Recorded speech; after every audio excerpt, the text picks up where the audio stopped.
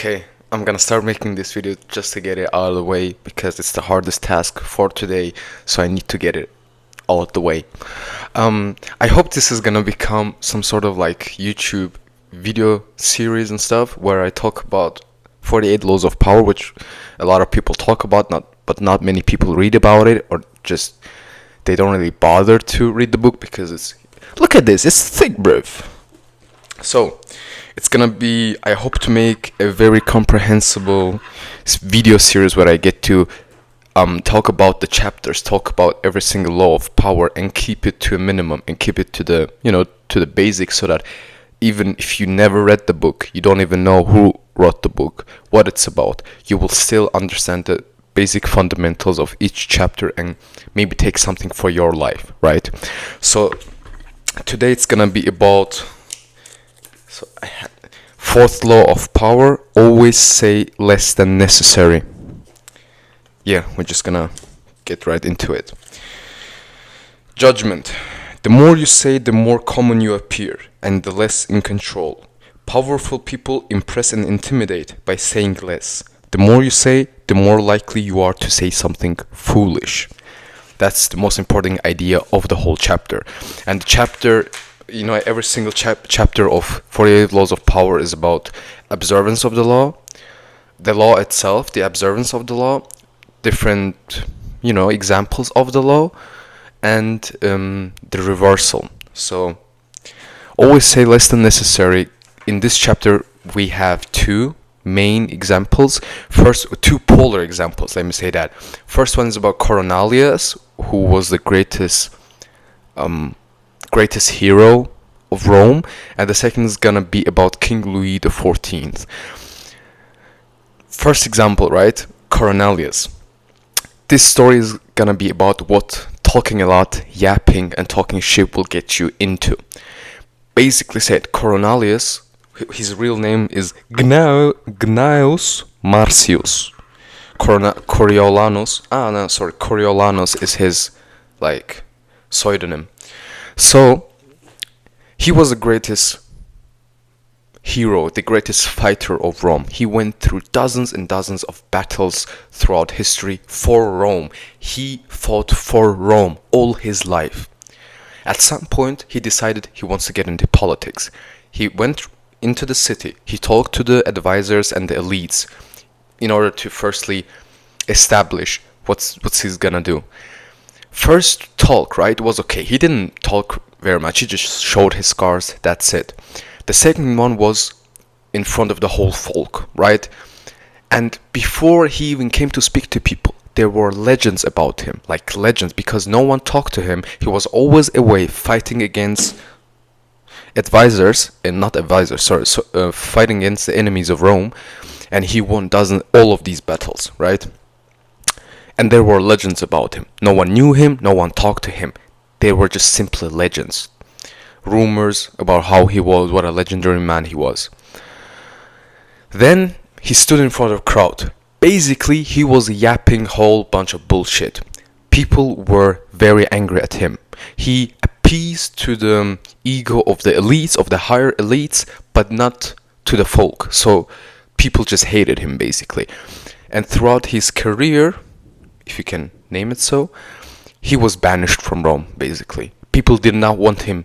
The greatest hero of Rome was not wanted in Rome.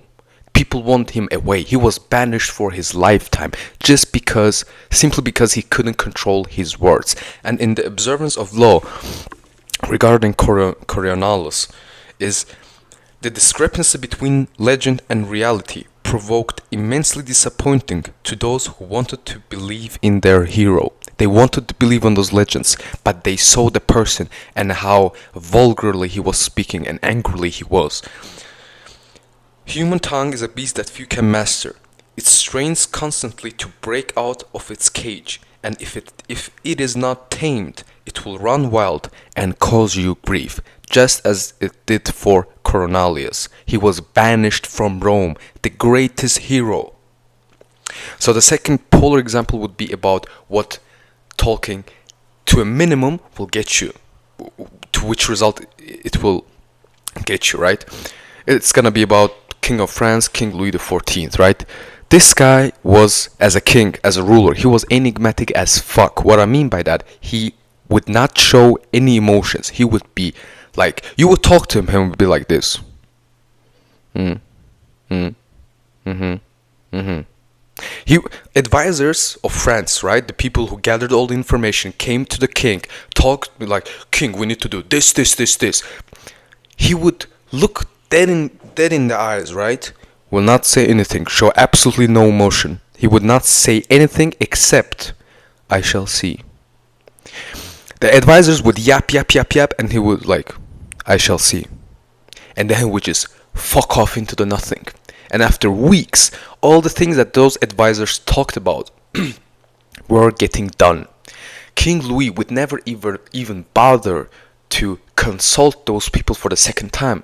He heard them once, I shall see. Fuck off. That's it. The whole reason why it's so brilliant and so perfect is that all those people who were below King, which was 99% of people, by him being so enigmatic and not showing any emotions, he would keep those people below him always like off balance. Not a single advisor would know how to talk to King Louis, what he liked to hear, what he did not like to hear, so they would just say everything. And by that they would even give off the information they weren't supposed to give out in the first place. But they would still say everything because they didn't know what King Louis expects. No one knew what he likes, what he doesn't like, how he likes the sentences to be formed, what he likes to hear the most. No one could appease to his ego because no one knew what his ego likes. He was enigmatic as fuck. So that's what's about the whole point of saying less than necessary. You have Cornelius, who yapped a lot, he got fucked. King Louis was a G. He was silent, enigmatic, no emotions whatsoever, and he got the job done. That's basically the whole chapter. And now we come to the reversal, which is the most important thing when it comes to the thinking about the law in general. You cannot take this law, always say less than necessary, as a straightforward law. You cannot get it that way.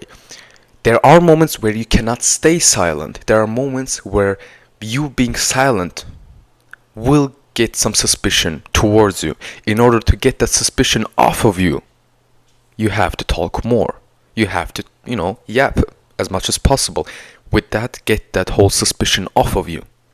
So there are moments where you can't speak a lot, but you have to know when these moments appear, and you will get to know those moments more like intuitively in most cases.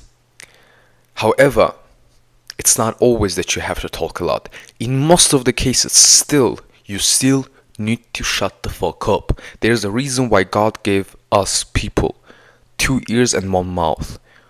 Shut the fuck up and listen to people, right? Or just don't say anything and let people do the talking, and you gather all the information they give you. This couple of seconds is gonna be about the whole recap of the chapter. Firstly, a man or a woman, a person who cannot control his or her tongue is unworthy of respect.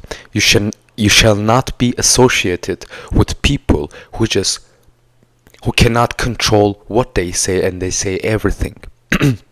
Those people are unworthy of respect. That's what's said in the book. Secondly, in most of the cases, you should listen to people and say less than necessary.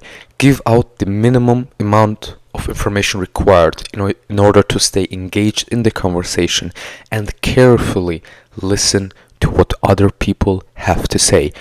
Absorb everything they say and then do your own conclusions, right? That's it. That's the whole law.